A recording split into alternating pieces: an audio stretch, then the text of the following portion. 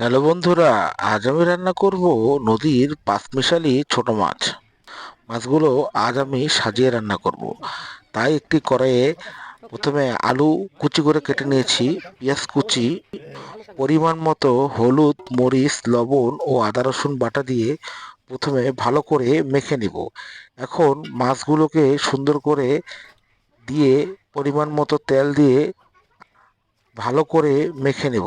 সুন্দর করে মেখে নেব যাতে মশলাগুলো সব জায়গায় সুন্দরভাবে মিক্স হয়ে যায়। এবার পরিমাণ মতো পানি দিয়ে হালকা নেড়েচেড়ে চুলায় আগুন ধরিয়ে দেব। এবার চুলায় বিসমিল্লাহ বলে কড়াই তুলে দিয়ে কিছুক্ষণ পর হালকা নাড়াচাড়া দিব।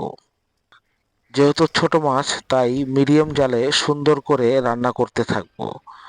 আমার ছেলে আবু সুফিয়ান আবারও একটু দেখে নেব।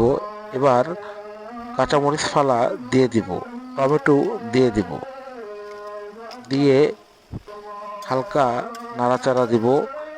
সুন্দর করে মিডিয়াম জালে রান্না করতে থাকবো।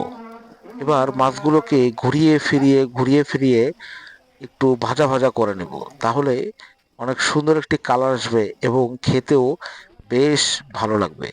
এবার ধনিয়া পাতা কুচি দিয়ে দিব। হালকা হালকা আঁচে সুন্দর করে রান্না করতে থাকবো। তেলগুলো সুন্দর ভেসে উঠেছে, রান্না হয়ে গিয়েছে আলহামদুলিল্লাহ। এবার মাছগুলোকে নামিয়ে নেব। অনেক সুন্দর হয়েছে। এখন একটি পাত্রে মাছগুলোকে তুলে নেব। মাছগুলো খেতে বেশ মজা লাগে। ছোট মাছ দিয়ে গরম ভাত খাওয়ার মজাই আলাদা। আবারও দেখা হবে বন্ধুরা নতুন কোনো রান্না নিয়ে। খোদা হাফেজ।